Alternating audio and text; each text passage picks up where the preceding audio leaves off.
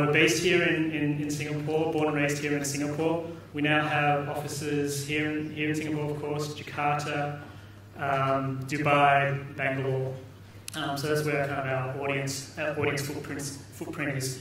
We get about 8 to 10 million unique users a month, and ever since we started in 2006, we've built up our huge data warehouse, our database of unique users, and capturing all their intent data in terms of where they're traveling, when they want to travel, how they travel.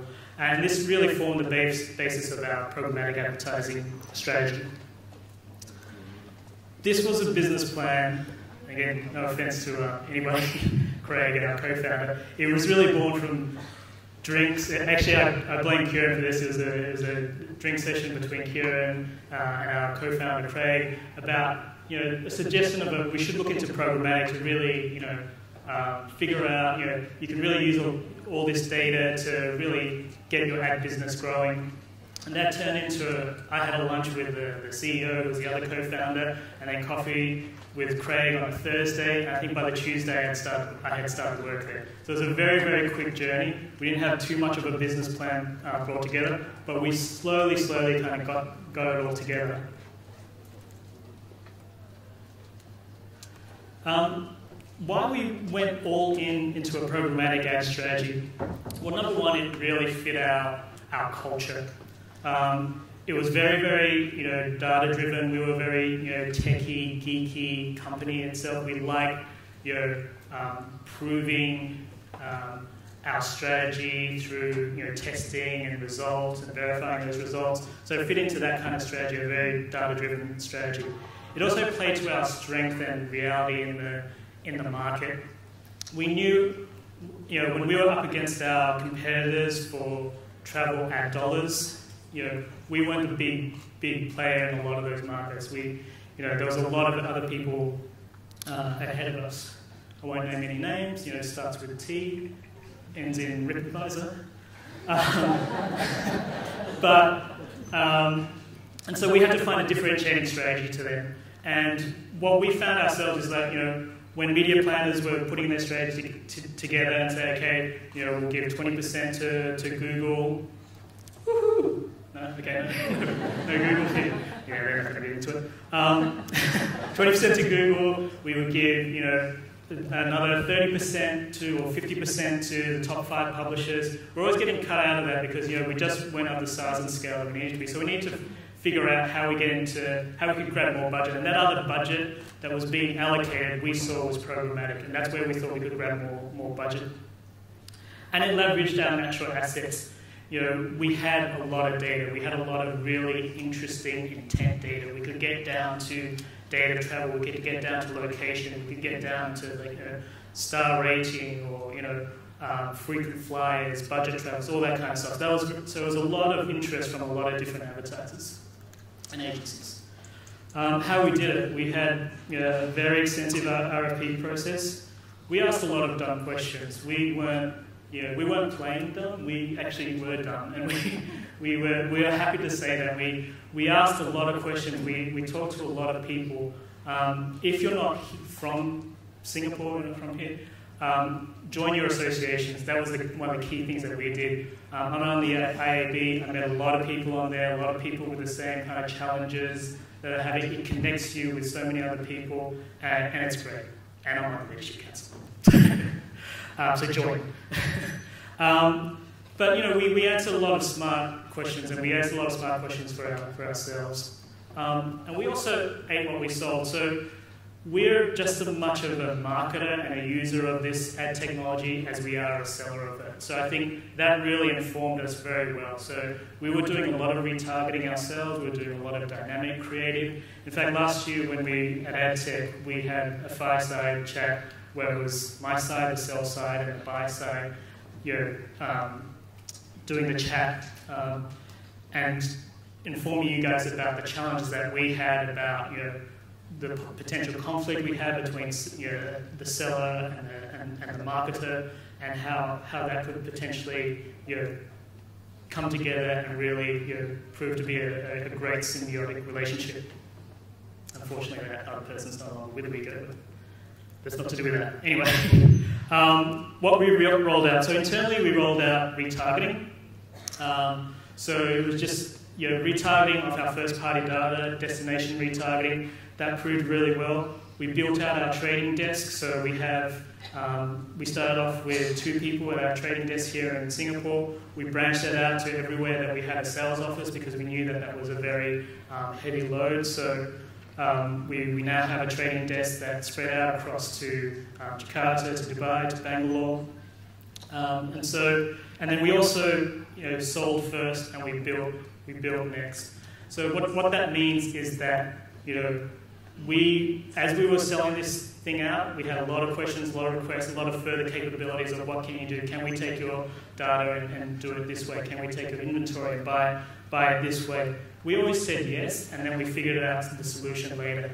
Sometimes that's a dangerous place to be in, but for us, for a relatively smaller company that's quite nimble, it really worked for us. It frustrated the hell out of a lot of our people, but we worked around a lot of those problems.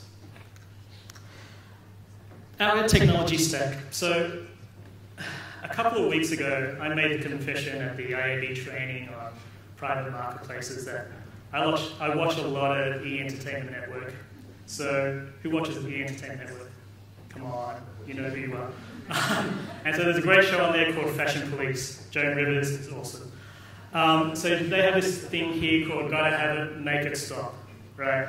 So I'm going to, in that theme, and it seemed to work quite well at the AIB training, I'm going to use Gotta Have It, Make It Stop about all the ad technology pieces that we have in our ad stack. Okay, so DMP, Gotta Have It, Make It Stop. You absolutely, if you're a publisher and you want to monetize your data in so many different ways, you've got to have a DMP. And for us, we use Low2Me. Thank you. 10 points. It's an absolutely essential part of our ad strategy. There's no way that we could do all the things that we want to roll out with private marketplace, data exchanges, if we didn't have our DMP. For our SSP, we use Rubicon. Oh, thank you. That woke me up. Okay, Rubicon. I didn't even know how important an SSP was until I really started using Rubicon. They've been awesome. They have a local team here, so if you're a Singaporean publisher, you should really look at them. I didn't know we needed an SSP when we were rolling out private marketplace offerings. And that was a big, like I said, we were asking a lot of dumb questions. And that was a realization. SSP is really important. It's not just there to monetize your remnant inventory. It's there so you can increase your yield, increase your monetization opportunities with your inventory. So, thank you. So you gotta have that. DSPs. When we first started, we started using a lot of DSPs. I think all up on the sales side and the marketing side, we ended up using about 6 DSPs all up. So that was way too much. So in that sense, we had to make it stop because we were just using too many. So we consolidated a little bit. So we use Turn. Yeah, Turn, awesome team. We use, who else do we use? AdNexus. So AdNexus is like the NSA, like they're big, they're pervasive, they're plugged into everywhere. But I've actually never met anybody from AdNexus. I'm sure I'm a client of theirs, but I've never met them. And I'm sure there's one other DSP. DBM, Google. Oh yeah, there are Google people. There you go. So we use them as well. Training desk, of course, we use ad server. We use DFP and data broker. Another really, really important partner of ours. We use IOTA. Yeah. Another plug. They're really important of our strategy. Private data exchanges are an increasing demand in this particular region, and we couldn't have done it without them. So we thank IOTA for that. So we had 3 phases to our programmatic strategy. So like I said, we started with retargeting. We followed up, what we followed up with was audience segmentation. So once we rolled out our DMP, we were able to do very, very defined and deep targeting of our audience, so that, you know, that business class user traveling to, you know, London within these certain dates, we're able to do that. What then we were able to gain the trust of from our clients was our ability to find those right audiences and replicate that tactic everywhere. So they entrusted us to do audience extension, which is essentially finding the lookalike audiences. So that was the next phase of our evolution of our programmatic strategy. And then the next stage is what we're able to do was, and which we're in the phase now, is delivering our enhanced services. So things like dynamic creative, private marketplaces, things like that. That's supposed to look like a padlock, although now it looks like a shopping bag or a tote. See, I watch a lot of Fashion Police. Yeah, that's supposed to be a padlock, private marketplace. The challenges we faced a lot of challenges. The knowledge and the readiness. I think we had a lot of issues with the vendors actually not knowing a lot of what they could do. Perhaps not what they couldn't do, but what they actually could deliver within Asia, within Southeast Asia for us, as particular clients in Southeast Asia. So we had a lot of situations of asking the vendors, can we do this? Can we set up a private marketplace through this in this manner? They would say yes. Then 2 weeks later, they would say no, you have to do it this way. So that was a little bit frustrating for us. And we were, and not again, not to their fault. We didn't know what we needed as well. So when agencies came to us and said we want to set up a private marketplace with you, we said yes, but the thing was that they had different definitions, and we realized, as I kind of did the research, there's so much variations in definitions of private marketplace. Is it a private access deal? Is it a automated guarantee deal? So is it a programmatic direct? So there's so many different definitions. So for us, we realized we had to really get our definitions straight in terms of what we were talking about, what we wanted. Inertia was like one of the biggest things. We pushed our partners, our vendors a lot, saying, okay, we quickly set up with a lot of things. They wanted us to walk, test it out first, make sure it was working right, but then we wanted to go to the next level and say, okay, we've done that, let's move forward, let's leapfrog, let's go to private marketplace, let's do this and that. And so it wasn't so much, I guess, when I think about it, so much inertia, but more like trying to get them to come along with us for the ride. The other problem was the system and processes weren't in place.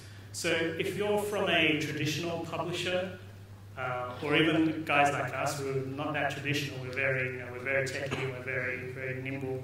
But when we had to go to our finance manager and say, we want to set up this new thing called a private marketplace, it's going to do huge things to our ad revenue business, double it, triple it, and by the way, there's no insertion order involved, there's no Excel media plan involved, it's all done through RTP and programmatically. Their faces just went blank and say, what do you mean? Like, can't we, what do we draw an invoice on? So, you have to come up with you have to explain it very, very well, you have to come up with the systems and processes that fit. And we got a lot of the questions of why bother, and this was probably one of the reasons why I bothered, in that the Southeast Asia scale was, always argued a lot that it was just too small, it's just not worth doing. But my argument is that it is absolutely big enough. It is ready to go. There are kind of opportunities there. I think it's more the way that the business model is set up, and I think it's the way that the pricing model and the pricing structure is set up. I think this is too big an opportunity to say Southeast Asia is just way too small to handle this. Results so far. So we've been doing this for a year now. So ATS last year was our launch, and so since then our quality ad revenue is up more than 50%. More than 40% of our ad revenue is now based on programmatic, whether that's private marketplace or retargeting or audience segments. It's about 40% of our total ad revenue. Our sell-through rate has increased by more than 20%. eCPMs have gone up as well. So building our future into programmatic, I think I talked about a little bit about this. One of the reasons why we're so invested in the private marketplace is that we see this as a really good yield opportunity. If you're a yield manager for a publisher, you need to look at this. You really need to look at private marketplaces. It answers a lot of questions about how to increase your eCPMs. So if you look at that kind of priority about how things are delivered, at that guaranteed top priority level where you're selling directly, I've got great salespeople and they're still able to sell things at $20, $25, $30 sometimes US CPMs, which is great, fantastic, but they're not, the most capable salesperson in the world still can't sell 100% of your inventory. Then you go down all the way down to the bottom, and then you have your remnant, right? You have your ad exchanges, either indirect or direct ad networks, and they're selling at what, 50 cents, $1, $1.50, $2 if you're lucky for some markets. And then you have all that, so you have all that meat in between, $2 to, let's say, $15, $20, all that gap in between about how you can, increase your yield through the private marketplaces. And so there are various options here, right? So prioritized access, so first right of refusal, private access deals. You can have preferred private marketplace deals. There's so many options that you can explore with a private marketplace. Now, it's kind of equated a little bit more. You guys remember Deuce Bigelow? That movie? Do you remember that poignant, touching scene where the he pimp was explaining to Deuce Bigelow about his place in the marketplace of man whores? Where you have your top level man whore, right? Where the dark, swarthy guy who can command top dollar, and there are people in the marketplace who will command that top dollar. Then you have your second run, mainstream guy. That's Alex Dimitriadis for your Australian followers. He was in European Gigolo, but he was one of the European Gigolos. But he was like one of your main guys. You don't have the cash to really pay for top dollar man whoring services, but there is that middle service that you're willing to pay for. And then down below you got Deuce, right? That's where he fits. He's the Bond guy. He'll if you've seen the movie, I'm just remembering now. He'll man whore for anybody. And I'm not saying anybody here is a man or any particular company, but there is that. Why settle for Deuce Bigelow when you can have the middle guy, right? So there, if you need to equate it to something in a metaphor, there, I've given you Deuce Bigelow. And we had to explain a lot about our private marketplace. This is just one of the examples I set up and I send out to any one of our partners about how to set up a private marketplace. What we quickly understood was that nobody really knows how to set this up and where all the steps are. Even the guys who I thought should know better. So we went through this very, very detailed step and process about how to set it up because it just wasn't clear to everyone. And this is one of the many examples that we have about how to set up your private marketplace. So we've pretty much gone all in with private marketplaces. Like I said, there's so many reasons why we're confident and buoyant about making these private marketplaces work. And future. So we feel that we've got all the foundation now in our ad technology stack to do all the things that we need to do, at least for the next 12 to 18 months. Dynamic creative optimization, we already have the DMP in place. You need your DSP, so we already have that. Social retargeting and content marketing. Low to me, are great. They are rolling out features that are just awesome, and then we build on top of those. So retargeting within Twitter, retargeting within a whole heap of other things. So having a partner like Loadme has been great.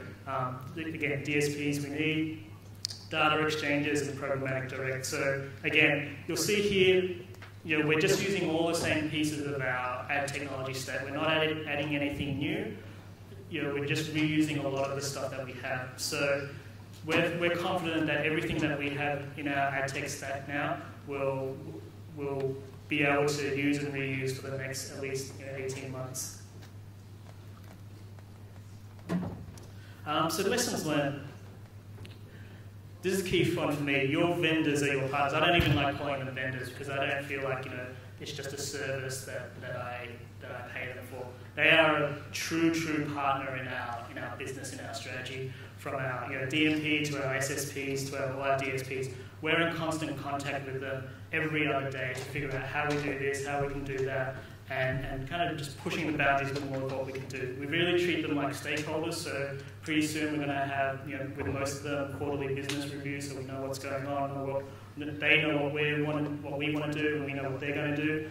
And because most likely they've probably already done some of this stuff in some of the other markets 6 months ago, so they're a big source of intelligence for you to really understand what you could roll out here in this market. Again, they're great to bounce off ideas, and they're really good at kind of separating myth from reality.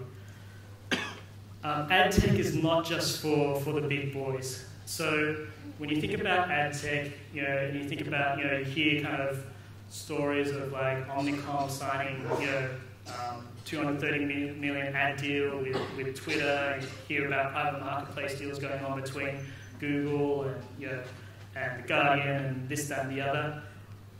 All this ad tech is for small publishers as well. I want to make that absolutely clear because we're not a big publisher by any means, right? We're very kind of thrifty. We have small budgets that we can invest in tech. But if we can do it, so many small publishers can do it. And trust me, it is something worth investing in, worth doing more in. It can provide you a lot of efficiencies and access to new markets. So again, our private marketplaces have given us access to markets and given us presence where we didn't know that there was pent-up demand for. So we have people now from Europe, from the US, from North Asia, asking us for our to set up private marketplace deals for our data, for our inventory, and even if it is for the big boys, there are ways to get this ad tech for yourself. My message to small publishers, small and medium publishers out there is take what you can and experiment with it and extend on that. Prove that you can deliver the results. Be the egg. So I'm not a creationist. What's the opposite of creationist? Scientist. Somebody who believes in science. I'm a data-driven scientist. So I believe the egg came first, not the chicken, right? So if you're a publisher, I think you need to get out there and offer your product first before the sellers and the agencies, the trading desks are out there. They're not going to know that you're selling your data, that you're offering your inventory in the private marketplace if you're not out there. So you have to go out there and be on those marketplaces, be on Loadme marketplace, be on, don't worry about the woohoos, be on IOTA's marketplace, and sell what you can and see what happens. And I think you'll be warmly rewarded. So my message to kind of publishers out there, please try this. It's going to give you great benefits. Say yes to any opportunity that comes along, and then build after you get that deal. And I think the future will be pretty bright for you. Thank you very much.